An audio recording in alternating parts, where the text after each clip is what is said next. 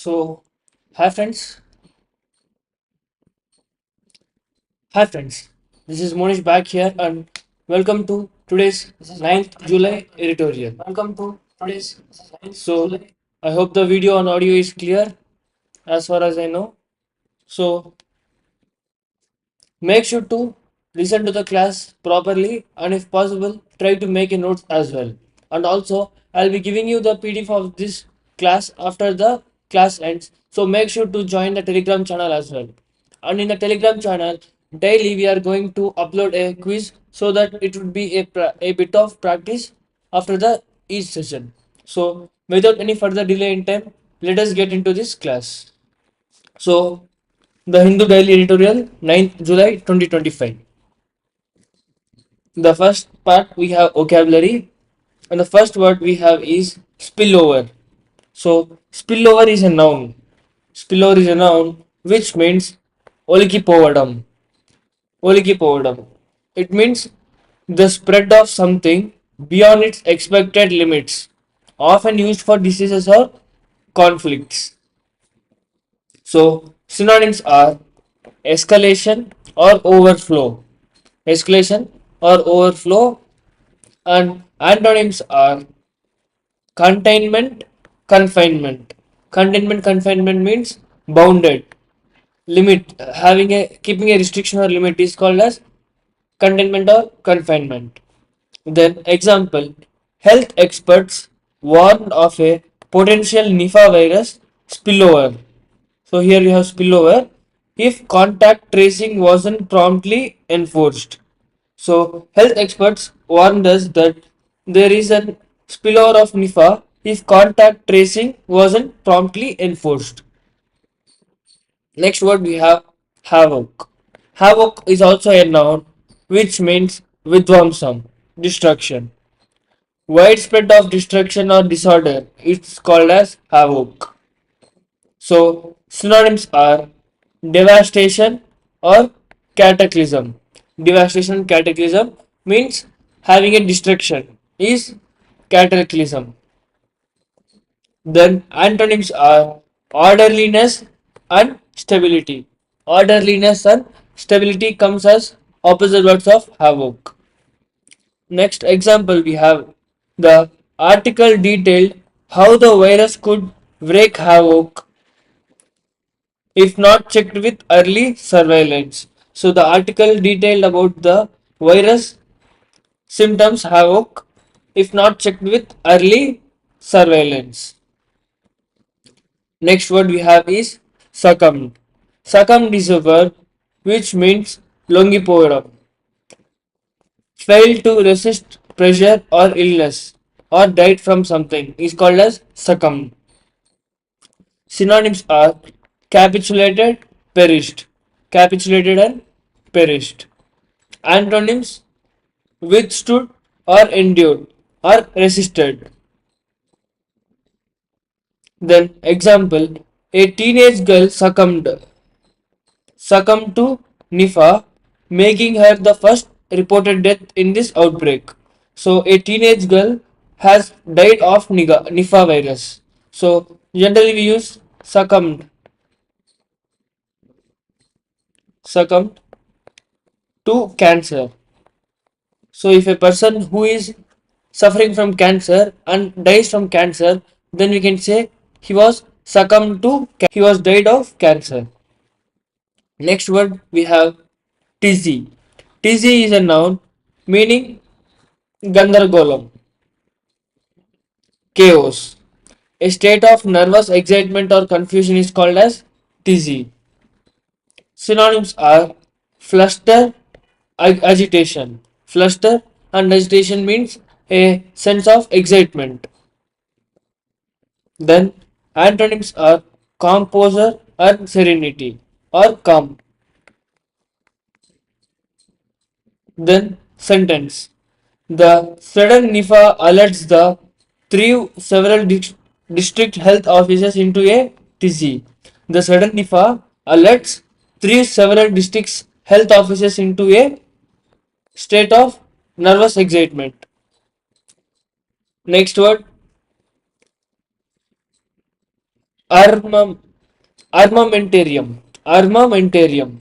It is a noun. Armamentarium is a noun which means Ayudasala, arsenal, a place where weapons are kept. So, the complete set of resources available for a particular purpose is called as armamentarium. Synonyms are arsenal, repertory, or armory. Next, antonyms are deficiency, inadequacy, not sufficient is called as deficiency, and inadequate or which are inadequate is inadequacy. Then sentence, the state's armamentarium for virus response was praised but noted as unevenly distributed. So the state's armamentarium for the virus response was praised but noted as unevenly distributed. Next word we have heft. Heft is a noun which means baru, weight. Weight or influence, especially political or economic, is called as heft. Synonyms are gravitas and clout. Gravitas and clout. Antonyms, frailty and inconsequence. Frailty and inconsequence are antonyms of the word heft. Example, India's economic heft India's economic heft has allowed it to participate in global climate talks with greater authority. So India's economic influence has allowed to participate in global climate talks with greater authority. So next word we have is espouse. Espouse is a verb which means maddatuga nilavadam, to support or adopt a belief or cause. To support or adopt a belief or cause. Synonyms are advocate and champion. Advocate or champion. Antonyms, oppose, repudiate. Oppose and repudiate are antonyms. Example, New Delhi has begun to espouse a moral leadership role without diluting its strategic posture. So Delhi has begun to adopt a moral leadership role without diluting the strategic posture. Next we have ambivalence. Ambivalence is a noun which means san, sandigdhata. Sandigdhata. Simultaneous conflicting feelings about something. Simultaneous conflicting feelings about something is called as ambivalence. Here ambi in the sense two. Synonyms are equivocation and vacillation. Equivocation and vacillation. Antonyms, conviction and certainty. Conviction and certainty are antonyms. Then example, India's ambivalence towards Western sanctions reveals its priority to preserve strategic autonomy. So, India's conflicting feelings towards the Western sanctions reveals its priority to preserve the autonomy. Next, insolence. Insolence is a noun. Insolence is a noun which means ahankaramu, ego. Rude and disrespectful behavior is called as insolence. Synonyms are impertinence and contumely. Impertinence and contumely. Antonyms, deference and civility. Being respectful is called as civility. Deference and civility are antonyms of insolence. Example, the insolence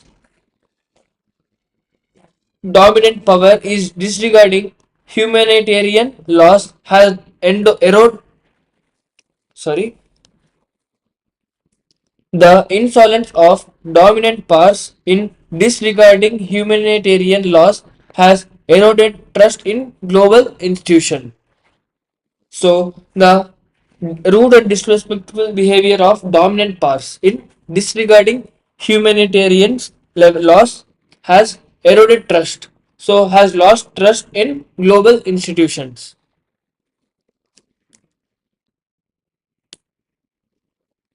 Good evening, Janu. And next word, festering. Festering is an adjective which means చీము పట్టడం or పండు పట్టడం, పుండు పట్టడం. Then becoming worse through the neglect or internal rot is called as festering. Becoming worse through neglect or internal rot. Synonyms are suppurating and rankling. Suppurating and rankling are synonyms of the word festering. Antonyms are healing, alleviating. Healing and alleviating. Example, the festering resentment in border regions demands immediate diplomatic interventions. So the festering resentment in border regions demand immediate diplomatic interventions. Next, next part of the class, one word substitutions. So the first word we have is epigraph. Epigraph. Graph in the sense, right? So epigraph means a short quotation or saying at the beginning of a book or chapter intended to suggest its theme is called as epigraph.